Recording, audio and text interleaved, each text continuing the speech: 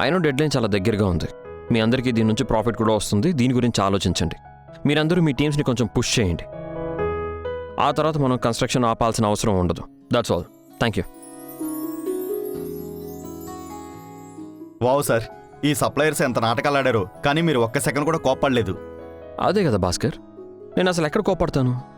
ఇంత పెద్ద ఎంపైర్ని నేను చాలా ప్రశాంతంగా నిలబెట్టాను. ఒకవేళ నేను కోప్పడి గట్టిగా అరిచేసి మాట్లాడే వ్యక్తినే అయితే ఇంత పెద్ద బిజినెస్ మ్యాన్ని ఎలా అవుతాను చెప్పు నువ్వే. చాలా కరెక్ట్గా చెప్పారు సార్. శాంతిగా పనిచేయడం, చేయించుకోవడం, ఇదే కదా మీ బలం. మరి నాకు ఇంట్లో ఏమవుతుంది? నేను తన మీద ఎందుకు అంతలా కోప్పడుతున్నాను? ఎవరి మీద సార్? నీ ధ్యాస ఎక్కడుంది? నీ కారణంగా అమ్మ మెడిసిన్ బాటిల్స్ కింద పడి పగిలిపోయాయి. అంతలా ఏం ఆలోచిస్తున్నారు రాఘవ్?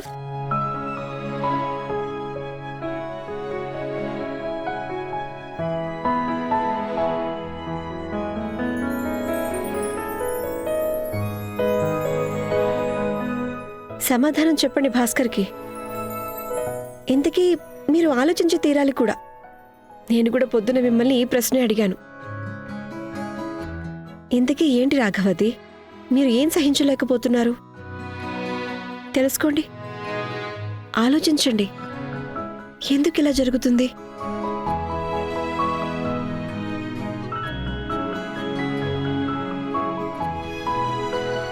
నేను ఆలోచిస్తున్నాను కదా, నా మీద ఇంత ప్రెషర్ పెట్టకు.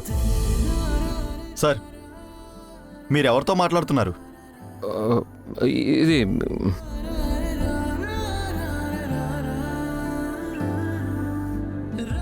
ఎవరితో లేదులే. మీరు మీ చైర్తో మాట్లాడుతున్నారా సార్?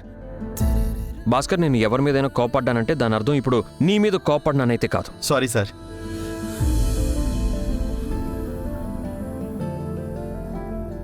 ఏంట్రా రాఘవ్, నీకేమైనా పిచ్చి పడుతుందా? ఈ పిచ్చితనాన్ని తగ్గించుకోవడానికి కేవలం మూన్ స్టోన్ ఒక్కటే సరిపోదు.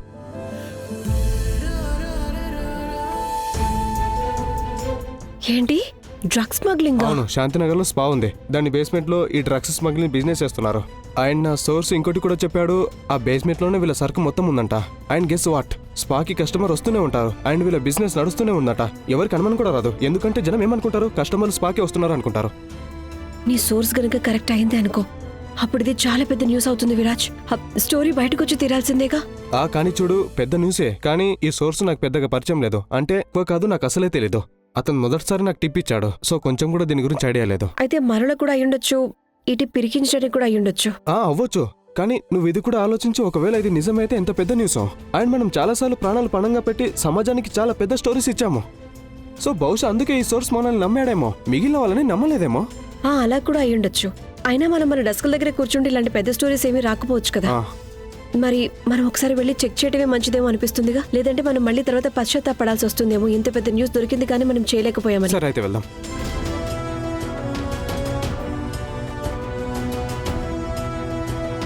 పాలో డ్రగ్స్ అమ్ముతున్నారు, ఇదే చెప్పి నేను వాళ్ళని స్పాకి పిలిపించాను. ఈ పాటికి వస్తూనే ఉంటారు.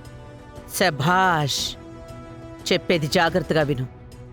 ఆ రిపోర్టర్ రేఖ పొడవు బరువు చూసి తనని తక్కువ అంచనా వేకు. తన మెదడు నక్క కంటే చాలా తెలివైంది. అరే ఒకవేళ సాక్ష్యాలు ఇంకా సాక్షులు లేకుండా చేయడానికి ఆ రేఖ చెంచా విరాజ్ని చంపాల్సొచ్చినా సరే ఏం తడబడకు, లేపేసేయ్.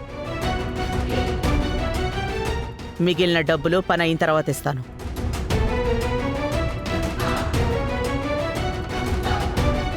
నువ్వేమనుకున్నావు రేఖ? నేను ఇన్నేళ్లు పడ్డ కష్టాన్ని నువ్వు పాడు చెయ్యొచ్చు అనుకున్నావా?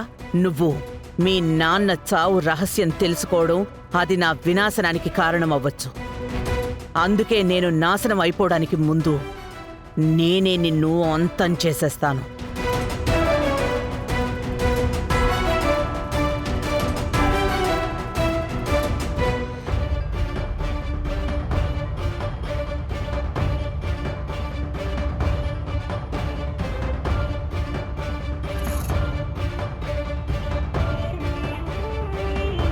ఈ బాక్స్లో చెక్ చేద్దాం. పద.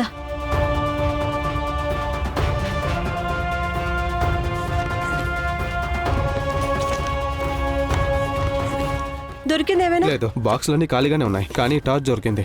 ఇందులో కూడా మ్యానిక్వీన్స్ ఉన్నాయి.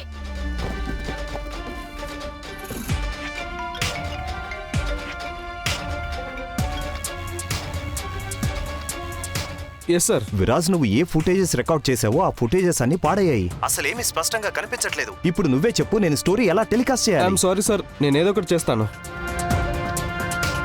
నువ్వు నాకు సారీల తర్వాత చెప్పు. ముందు నువ్వు తొందరగా ఆఫీస్కి రా అండ్ అన్ని ఫిక్స్ చేయి. ఈ స్టోరీ నేను ఈ రోజే టెలికాస్ట్ చేయాలి, అర్థమైందా? ఓకే సార్, నేను వస్తాను. ఏమైంది?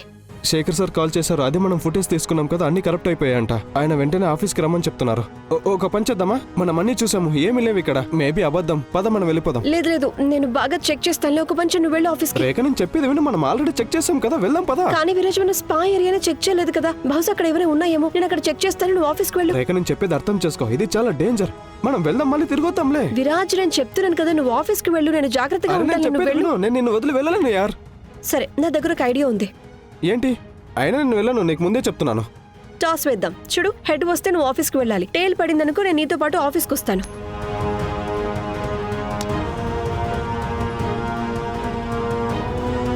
హెడ్స్ పడింది, నువ్వు ఇక ఆఫీస్కి వెళ్ళు. రేఖ, అరే నేను చూసొస్తాను విరాజ్. కానీ ఇక్కడేం లేవు కదా. ఇంకా స్పా కూడా చెక్ చేయలేదు. నువ్వు ఆఫీస్కి వెళ్ళు. రేఖ, నేను చెప్పేది విను. విరాజ్, మన ఫ్రెండ్షిప్ మీద ఒట్టే, ఇక నువ్వు వెళ్ళు. సరే సరే, బట్ నువ్వు నాకు ప్రామిస్, ఏదైనా గడిపిడ జరిగితే నాకు కాల్ చేయాలి, వెంటనే నేను వచ్చేస్తాను. ప్రామిస్. సరే విరాజ్, నువ్వు వెళ్ళు, నేను చెక్ చేస్తాను కదా, వెళ్ళు.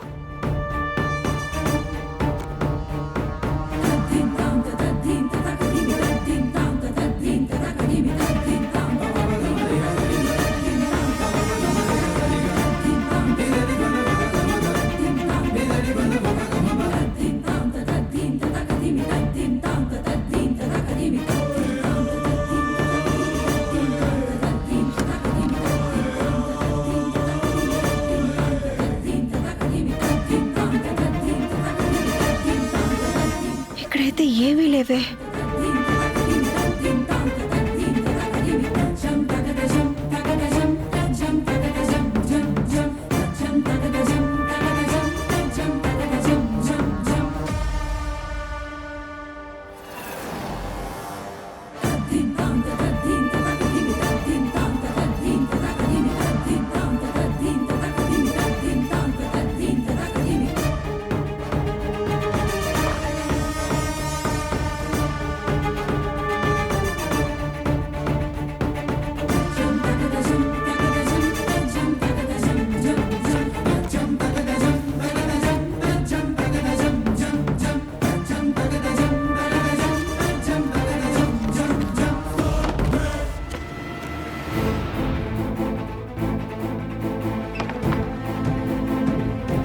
ఎవరది?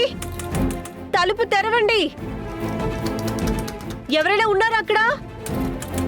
దయచేసి తలుపు తెరవండి.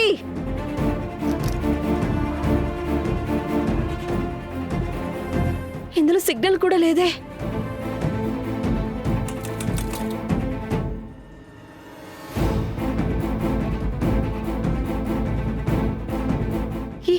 ఈ స్టీమ్ ఎవరు ఆన్ చేశారు?